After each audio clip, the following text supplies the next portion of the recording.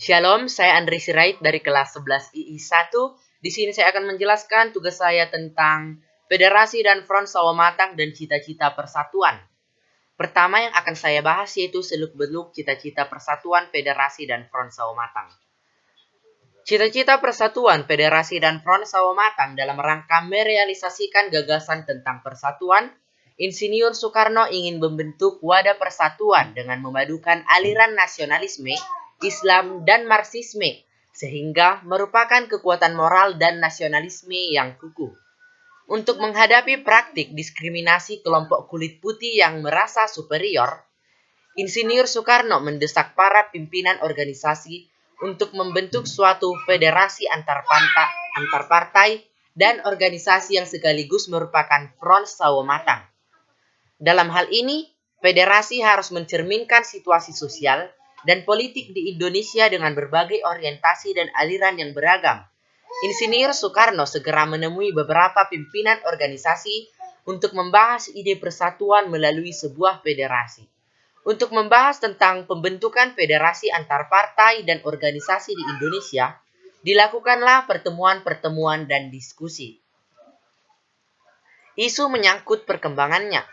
Untuk membahas tentang ide federasi, diadakan rapat di Bandung pada tanggal 17 sampai 18 Desember 1927. Dalam rapat tersebut, hadir perwakilan dari Budi Utomo, PNI, PSI, PPPKI, beberapa organisasi pemuda Sumatera Bon, kaum Betawi, Pasundan, kelompok studi Indonesia. Mereka sepakat mendirikan sebuah federasi yang diberi nama Pemufakatan Perhimpunan-Perhimpunan Politik Kebangsaan Indonesia atau PPPKI. Sebelum terbentuk kepengurusan federasi yang tetap, terlebih dulu dibentuk semacam panitia dengan ketuanya Sebirin.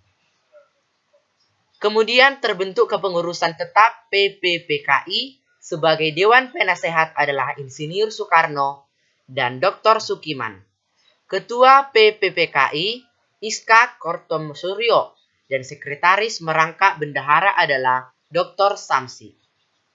Tujuan dari PPKI adalah antara lain yang pertama, mencegah perselisihan antar partai dan organisasi.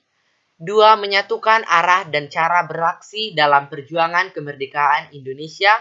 3. Mengembangkan persatuan kebangsaan Indonesia dengan berbagai lambangnya seperti Sang Merah Putih, lagu Indonesia Raya, dan bahasa Indonesia. Setelah Budi Utomo berdiri, pemuda Indonesia mulai bangkit meskipun dalam loyalitas kedaerahan. Pada tahun 1915, muncul organisasi pemuda pertama, yaitu Tri Korodarmo. Dalam kongresnya tanggal 12 Juli 1918 di Solo, nama Tri Korodarmo diganti menjadi Jong Java yang berarti Java Muda.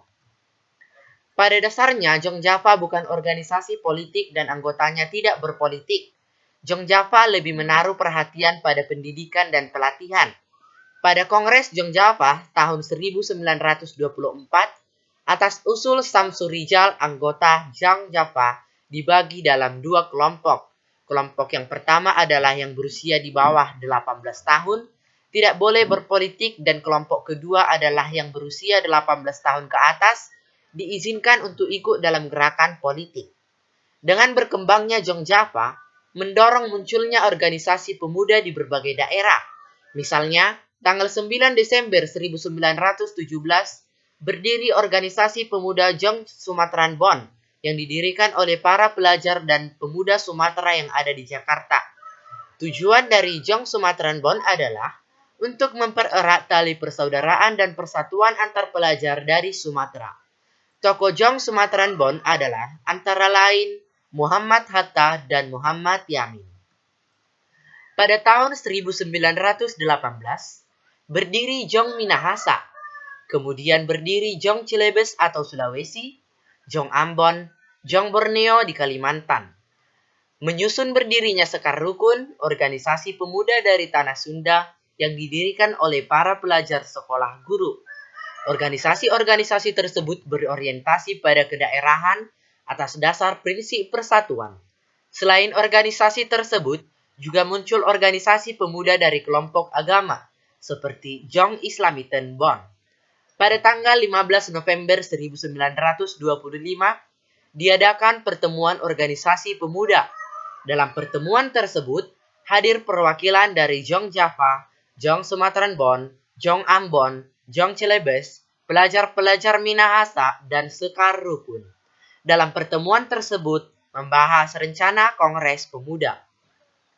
Ketua Kongres antara lain adalah Muhammad Tabrani atau M. Tabrani. Tujuan Kongres adalah untuk mencapai perkumpulan pemuda yang tunggal, yaitu membentuk suatu badan sentral.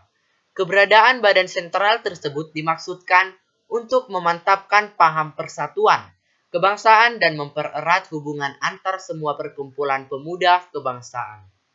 Dalam Kongres Pemuda pertama membicarakan tentang gagasan-gagasan persatuan.